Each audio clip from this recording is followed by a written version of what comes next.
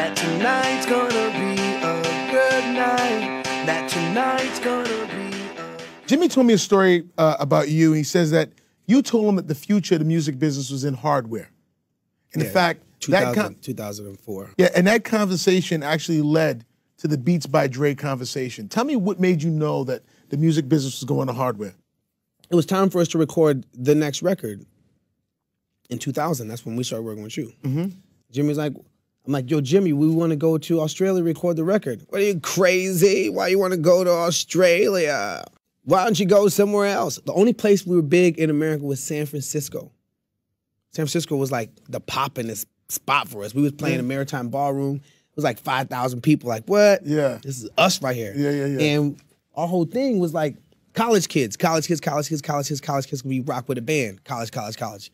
And then the internet came. And the college kids got our shit for free. So I'm like, yo, why is it that we sold less records, but we sell out more tickets? So I didn't hate the internet. I met Sean Fanning, and I started going to Silicon Valley all the time, trying to figure it out. So then when we finally started touring off of free, I noticed that people went, in 2002, people watched concerts like this. In 2003, they watched concerts like this. Only because the camera on the phone.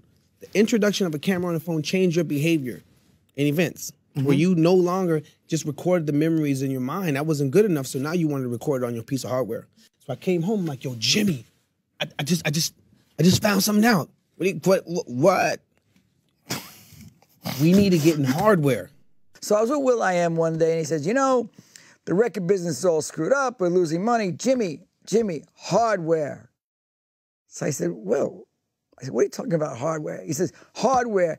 So I said, Will, you know why they call it hardware? It's hard. Yeah. That's why they call it hardware. You know how hard it is to do hardware? That's why they call it hardware. Classicest line ever. I'm like, no, Jimmy, our industry, we need to be in hardware. Hardware. Well, okay, when are you going to do the new record? Hardware. I want to do computers. I've been hanging out with the Silicon Valley folks. I want to do computers. So then 3 months later, he calls. He was like, funny, I was with Dre. We were walking on the beach after we had some tea.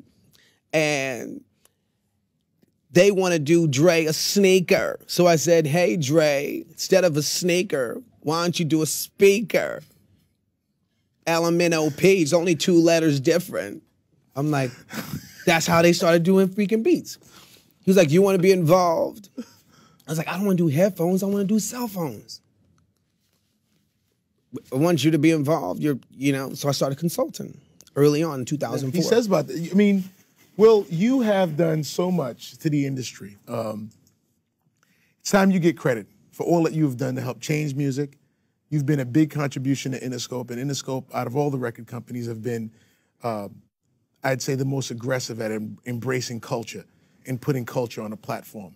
And you've been there the entire time helping push that forward. Yeah, it's a great time right now. As messed up as it is, I remember 5 years ago, in our behavior as a culture, we used to go to MTV, and right across you would see Virgin Megastore, and people line up every Tuesday for new music. That's gone. That's like dead. And it's a sign of a sign of time. It's a shift that's happening in culture where music, it ain't about selling it. You ain't supposed to sell it. It was never supposed to be for sale. It's supposed to sell other things, right? And we forgot that our industry was always based on technology. From RCA's gramophone, which is now our Grammy Award, to EMI's microphone and RCA's microphones, to EMI's reel-to-reel tapes, which were recorded in and reading magnets that read information stripped on tape. It was always technology. We forgot it was tech. And we just turned into marketers and forgot that we were selling hardware.